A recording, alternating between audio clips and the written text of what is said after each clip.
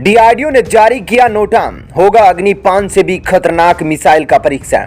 तो हो चुका है परमाणु बम के बाद सबसे ज्यादा खतरनाक बम का निर्माण। अमेरिका के F-16 को चीन ने मार गिराया, जंग की हो चुकी है शुरुआत। दोस्तों, डीआरडीओ की ओर से चीन और पाकिस्तान का धुआं धुआं करने वाली खबर आई है। दरअसल एक नया नोटाम जारी हुआ है। एक बार फिर से एक घातक मिसाइल का परीक्षण होने वाला है। यह मिसाइल अग्नि 5 से भी ज्यादा खतरनाक हो सकती है। इस जारी नोटाम रेंज से अंदाजा लगाया जा सकता है कि किसी सुपरसोनिक मिसाइल का परीक्षण होने वाला है। चीन अभी अग्नि 5 और ब्रह्मोस मिसाइल से उबर नहीं पाया है कि अब डीआरडीओ एक नए तबाही के काल को आसमान में दागकर जमीन में धुआं उड़ाने वाला है। यह परीक्षण उस समय होने वाला है जब चीन और भारत के बीच 14वें दौर की बातचीत फेल हो चुकी है।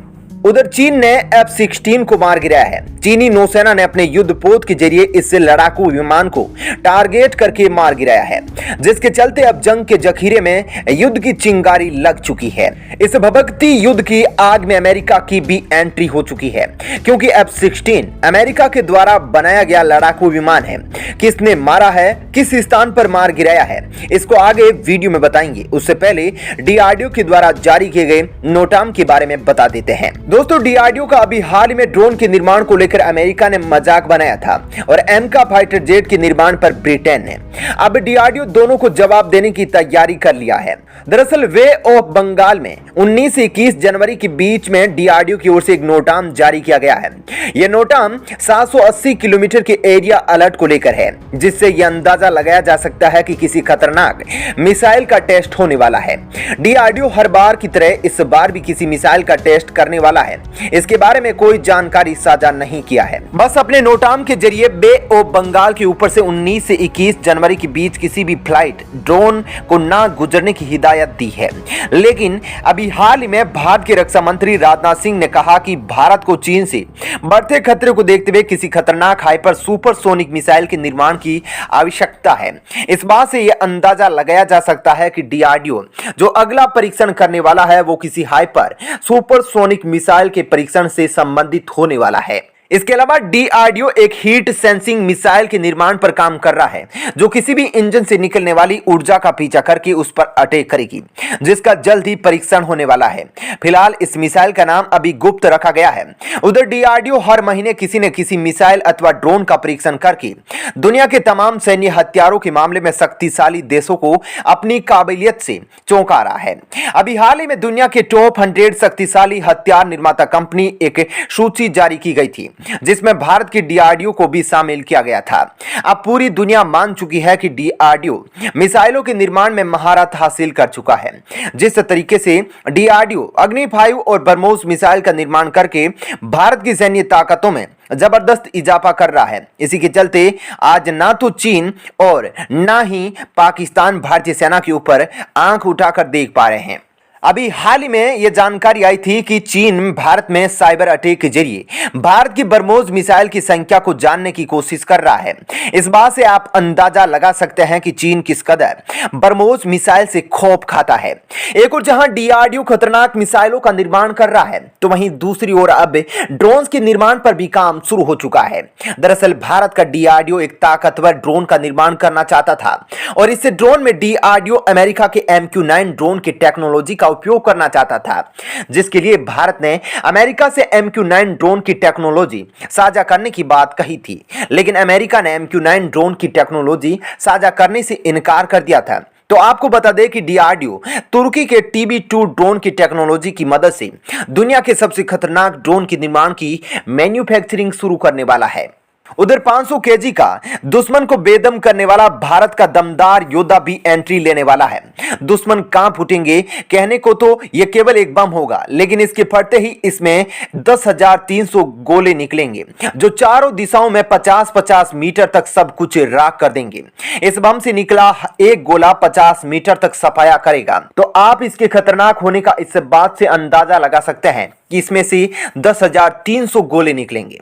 दोस्तों, भारत के दुश्मन देश की सीमाओं से लगे इलाकों पर लगातार बंकरों के निर्माण की खबरें आ रही हैं। एलएसी सीमा पर चीन और एलओसी सीमा पर पाकिस्तान भारत पर युद्ध की फिराक में अपनी सेना में इजाफा कर रहा है और इन बंकरों के निर्माण को टारगेट करने के लिए किसी ताकतवर विध्वंसक बम की आवश्यकता होती है, जिसके लिए डीआरडीओ काफी दिनों से रिसर्च कर रहा था। अब इस रिसर्च में डीआरडीओ को सफलता मिल चुकी है और बहुत ही जल्द डीआरडीओ इसकी मैन्युफैक्चरिंग शुरू करने वाला है। यह बम कितना खतरनाक होगा, इसके फीचर्स के बारे में जानकर आप बखूबी अंदाजा लगा पाएंगे। तो आपको बता दें कि इसके एक बम में 15 mm के 10,300 गोले स्टील के होंगे। विस्फोट के बाद हर एक गोला 50 मीटर तक टारगेट सेट करेगा।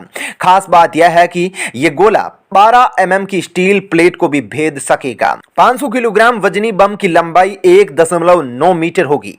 इस बम की डिजाइन इस तरीके से की गई है कि इसको जगुआर और सुकोई 30 पर भी अपलोड किया जा सकेगा।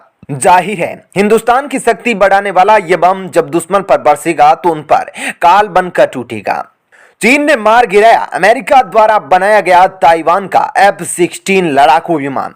दोस्तों, दुनिया के कई कोनों पर बारूद की जाल बिछाई जा चुकी है। अगर किसी दो देश के बीच युद्ध शुरू हुआ तो यह केवल दो देशों के बीच का युद्ध नहीं रहेगा, इसमें कई देशों की एंट्री होने में जरा भी वक्त नहीं लगेगा। चीन जिस तरीके से दूसरे देशों पर अपनी शक्ति प्रदर्शन कर रहा है, उससे चीन के साथ कब युद्ध का आगाज हो जाए किसी को भी पता नहीं है। चीन का केवल भारत के साथ ही नहीं, ताइवान और अमेरिका के साथ भी लगातार तनाव बढ़ता जा रहा है।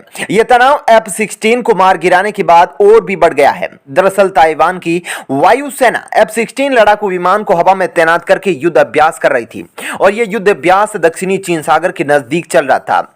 इससे लड़ाकू विमान से पायलट अपने टारगेट पर निशाना साध रहा था।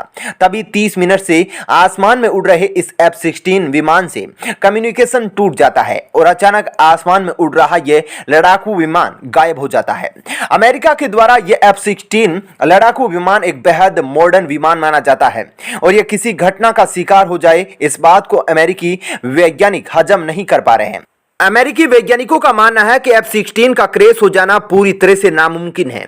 उधर जानकारों का मानना है कि ताइवान और चीन के बीच इससे युद्ध की जंग का आगाज हो चुका है। दरअसल 30 मिनट से आसमान में उड़ रहे F-16 लड़ाकू विमान के पायलट के द्वारा ना तो किसी टेक्निकल प्रॉब्लम की शिकायत दर्ज कराई गई थी, ना ही किसी घटना का मैसेज आया था। वैज्ञानिकों का मानना है कि अचानक से विमान में तकनीकी खराबी भी होती है तो पायलट के पास पैराशूट के जरिए नीचे कूदने का भी ऑप्शन होता है, लेकिन अभी तक ना तो पायलट का पता चल पाया है और ना ही F-16 लड़ाकू विमान का। दक्षिणी चीन सागर में इसकी अभी खोज की जा रही है। उधर चीन के राष्ट्रपति शी जिनपिंग अपनी नौसेना को खुली छूट दे रखी है।